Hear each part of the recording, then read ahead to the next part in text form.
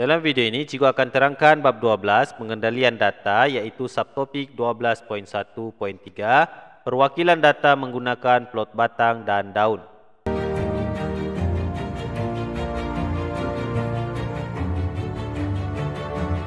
Plot batang dan daun ialah perwakilan data yang mengasingkan nilai data kepada batang dan daun mengikut nilai tempat. Plot batang dan daun biasanya digunakan untuk data numerik iaitu nombor yang terdiri daripada 2 atau lebih digit.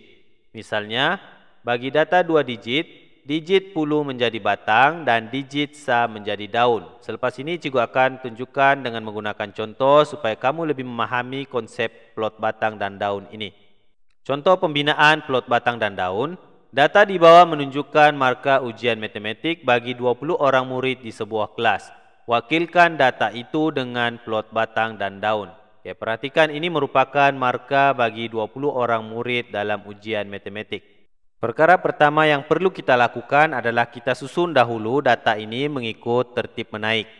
Contohnya data yang pertama ialah 32.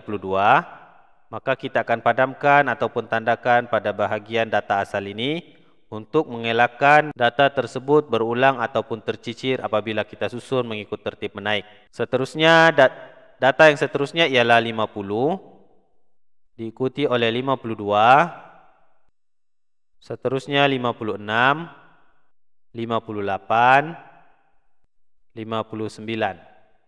Data seterusnya ialah 60, 63, 64, 67, 69. Seterusnya 71, 75, 77, 78, 82, dan yang terakhir ialah 86. Setelah kita susun data ini mengikut tertib menaik, kita semak semula, pastikan tidak ada data yang tercicir daripada senarai yang telah kita susun mengikut tertib menaik ini. Seterusnya kita akan buat lajur untuk batang dan daun ini, seperti yang cikgu tunjukkan di sini. Seterusnya labelkan untuk bahagian batang dan juga bahagian daun.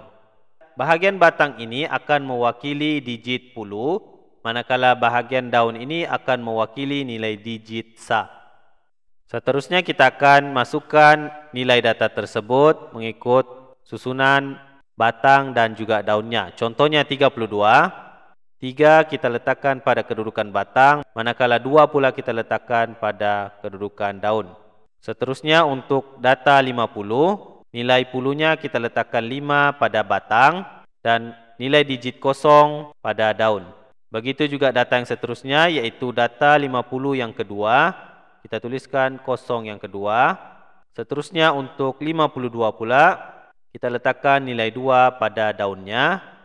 Manakala 56 pula, kita cuma letakkan nilai 6 pada daunnya. Seterusnya, data 58, kita letakkan nilai 8 pada bahagian daunnya. Untuk nilai pulu yang sama, yaitu batangnya, kita akan kekalkan satu sahaja dan kita akan tuliskan nilai digitnya yang berbeza sahaja. Seterusnya, untuk nilai data 59, kita cuma tuliskan nilai pada daunnya yaitu 9. Seterusnya untuk nilai data 60, kita tuliskan batangnya 6, manakala daunnya yaitu kosong.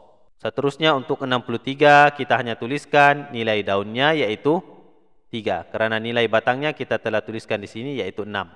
Begitu juga seterusnya dengan data 63, kita ulang semula tuliskan daunnya yaitu 3.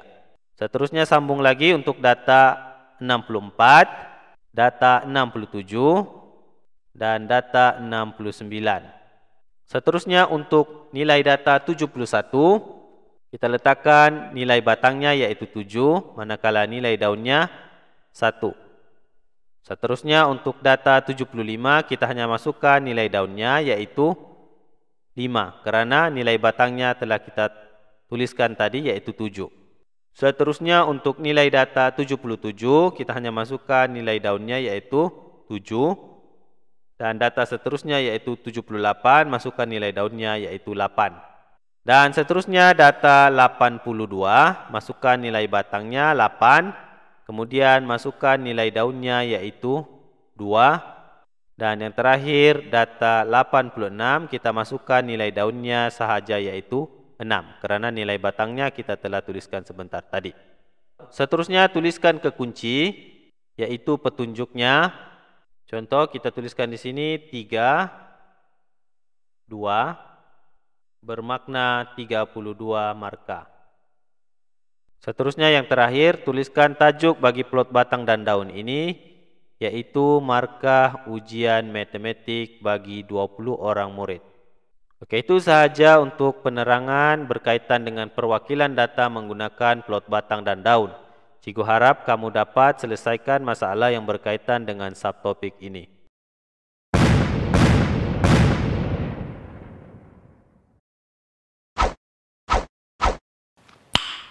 Nice.